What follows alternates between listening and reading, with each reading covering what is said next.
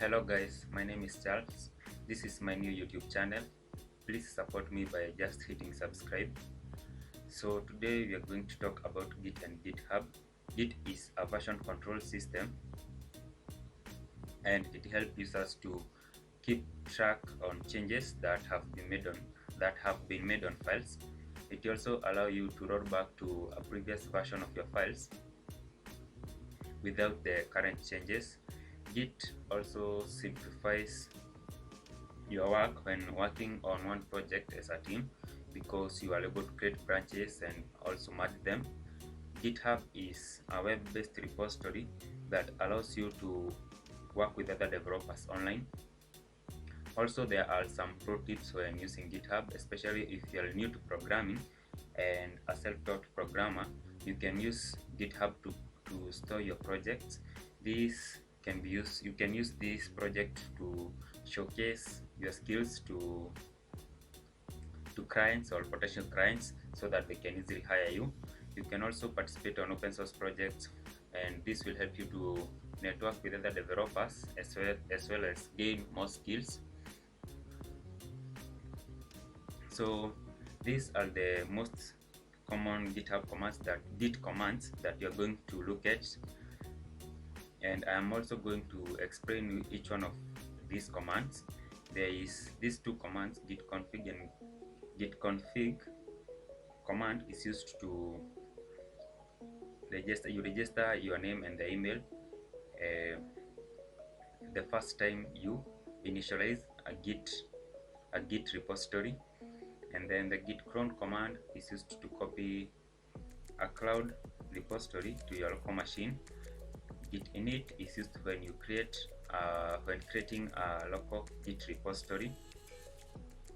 And then git status is used to check the state of your files to see which files have changed.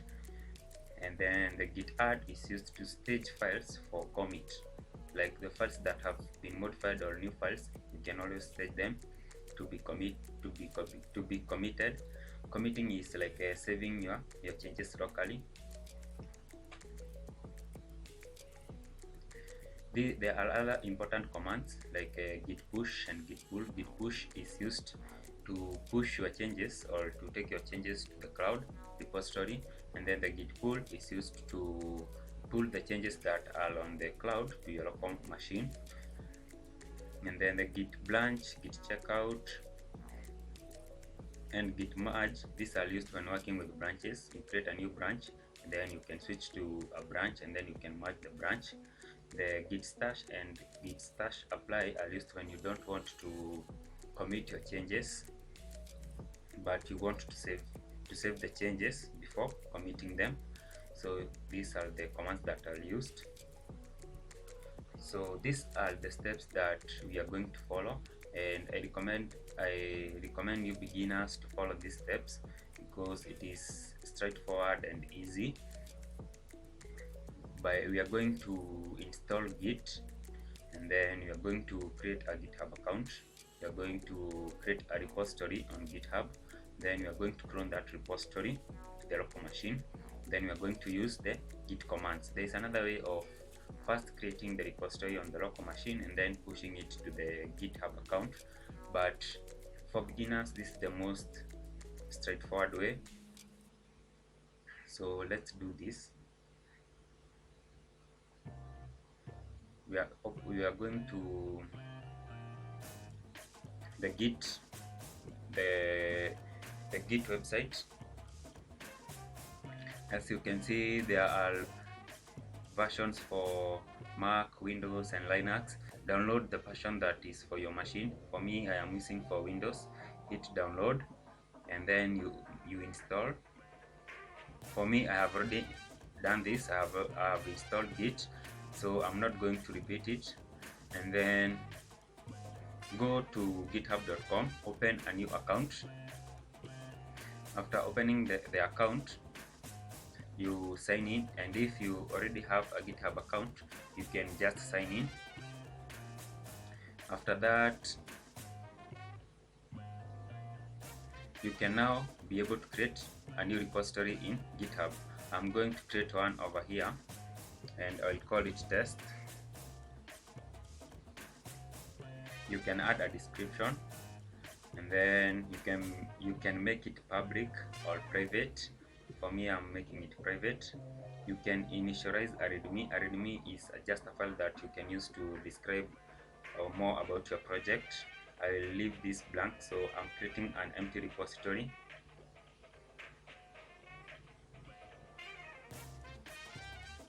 Now that we have a Git repository, we are going to clone this repository by copying this link, and then we go to the local machine. I'm creating a folder on the desktop. I'm going to call it repo. Then open the folder. If you have already installed Git, you are going to see, when you right click, you're going to see the Git bash, and these two, Git GUI and Git bash. Press Git bash to open the Git terminal.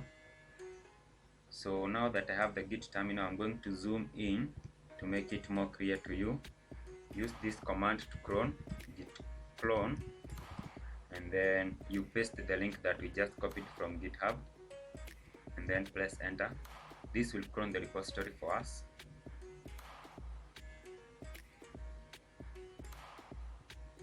Now it have already cloned the repository, as you can see. Now we move to this repository by using this command cd test.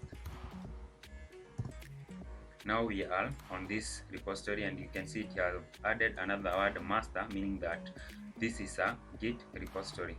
When you open this repository, you can see a .git folder. If you're not seeing this, is because your files are hidden. If you're on Windows, go to view, and then you can unhide the files. Make sure this is checked, and you'll see this folder. This means that this is a Git repository. So if you don't want to use the git bash command prompt, you can also use the default command prompt for Windows or any other terminal if you're on Linux, on Mac. The shortcut for Windows, you can just press this from the path, you delete everything, type cmd, press enter. This will open for you the command prompt, as you can see over here. But I'm not going to use the command prompt. I'm going to stick to the git bash command terminal. So the first thing that you need to do, if it is the first time that you have installed Git, you need to set your username and the email, and most probably Git will ask you for this when you try to run other Git commands. So use these Git commands to set up your account. Git config -global, and then you can enter username, user.name, and then quotation marks, and you enter your name over here. That way, I'm not going to do this because my username and email are already set, but this is the command that you use. You enter. Now to set up the email, use the same command but change here to user.email, and then you enter your email here, for example at gmail.com. This will add your email. I'm not also going to do that because I already have my account set. Now after doing that, you're good to start using the Git commands. The first thing that you're going to do, I'm going to create some files here.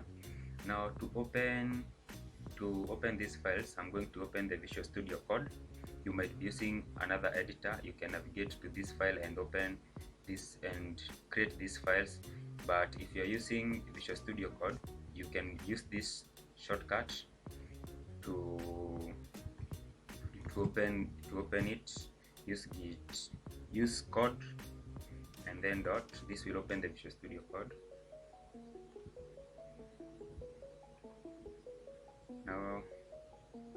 Now that the Visual Studio Code is open, I am going to add 3 files.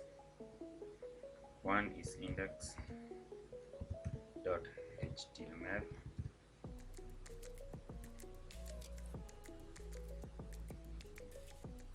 I am also going to add an index.js file.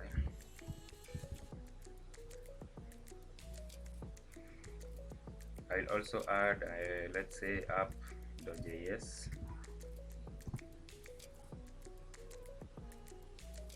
Now that we have added three files. As you can see on our folder, they are there. You can use git status to check the changes that have been made. Now you can see there are untracked files and there are no commits yet. So to add this file for commit or staging them, you can use the git add command. The git add command can be used in three ways. You can add all the files together, you can add files with a certain extension, or you can add one file at a time. So we are going to try all these commands. Let's start by adding one file, git add, and then enter the file name, index. Let's add index.html. This will add the index.html into the staging area.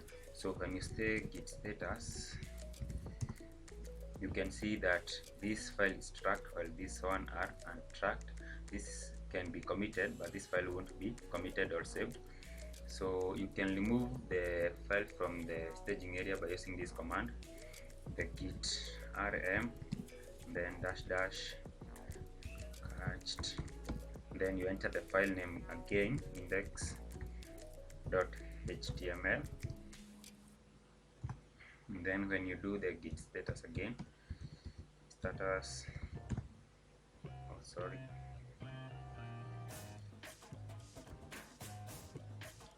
I made a mistake here. Git status, enter.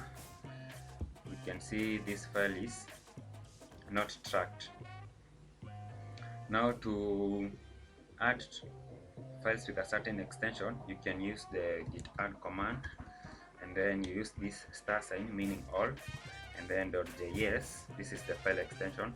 So the app.js and index.js should be added to the staging area because they have the same file extension. And then when you use the git status command, you can see these two files have been added to the staging area, but the index.html file is untracked. Now to add all the files to the staging area, you can always use the git add and then a period command. This adds all the files to the staging area. Use git status to check, and all the files have been added to the staging area. Now we can commit these files because they have been staged for commit. So use the git commit command,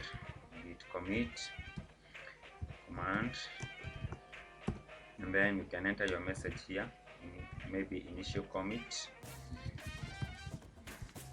Now this is a shortcut. If you use the git commit only command, you might be Git will open for you another editor, and as a beginner I suggest that you just use this command because it is straightforward and easy. So when you press enter, these files have been committed. Now we can push this file to the cloud repository. As you can see, they are on our local machine, but when we go on GitHub, these files are not there. So to add these files to GitHub, use the git push command. Git push.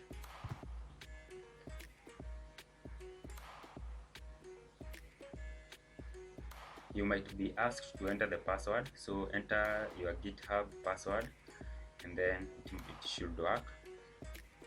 So when we go on GitHub again and refresh this page, you can see these files have been added, and with the message that we entered, the initial commit message.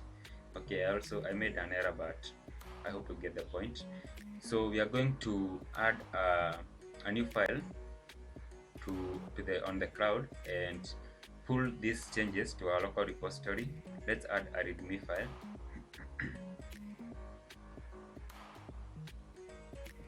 I'm not going to type anything here, so I'll just commit a new file. By now I hope you know commit is saving. So now that we have a new file here, readme, and it is not on our local machine, as you can see on our local repository there is no readme, we are going to git pull this file. Use the git pull command, git pull, and you can enter your GitHub password if you are prompted to enter the password. Now this will pull the readme file to our local machine. As you can see, we have pulled this file from the cloud to our local repository. I hope now you understand how git pull and git push works. Another thing that you are going to do is I'll talk a little bit about branches. So we are going to create a new branch. Let's create a new branch. Let's say git branch, my branch.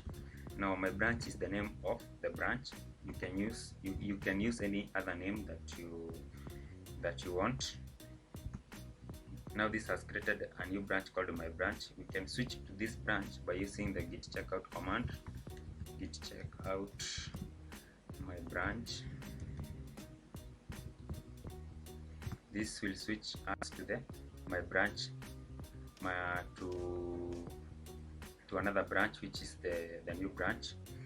Now we can make changes when we can work on this branch. Let's say we edit the .html file. I'll add some commands. Let's say it is a doc type, then we enter HTML. Let's say we enter a header, and then let's say it's a test. Make sure you save this file. Now these files have been made on my branch. We can commit these changes on this branch. Let's say git add, or you can use git status to see what have changed. You can see modified index.html, then you can git add this file, git add all, then you save it, git status, or git commit -m, the message. Let's say modify the file, like that, enter. Now these changes have been saved, but on my branch. Okay, that's a little bit confusing. They have been saved on this branch, but when you go to the master branch, these changes are not there. For example, let's switch back to the master branch by using git checkout command. So git checkout master,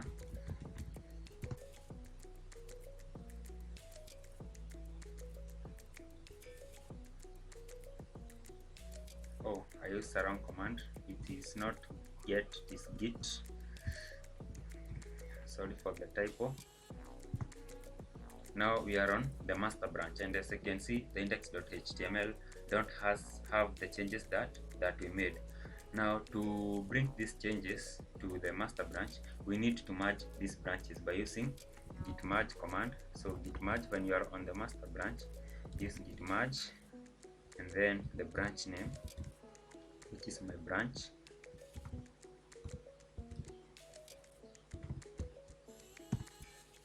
As you can see, these changes are now on the master branch. They have been pulled from my branch to the master branch. That's how you can maybe work with branches. There are other advanced concepts that you may experience with branches, like you may run into a conflict.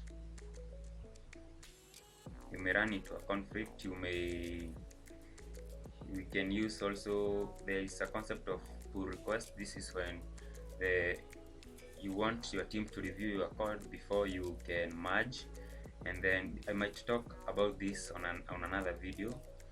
This video was meant for beginners, and I hope this will help you to get started. And then we can push these changes to the cloud. So use the git push command to do this, and then maybe you can enter the password if it asks you so. And when we go back to this and refresh, open the index.html file, you can see the changes are there, and this commit message that I modified a file. That's one of the way that you can work with Git. It is straightforward, especially for beginners. And please subscribe to my channel. As you can see, I have no subscribers at the moment. This is a new channel. Show me some support, and I really appreciate. Thank you guys, and I'll see you next time.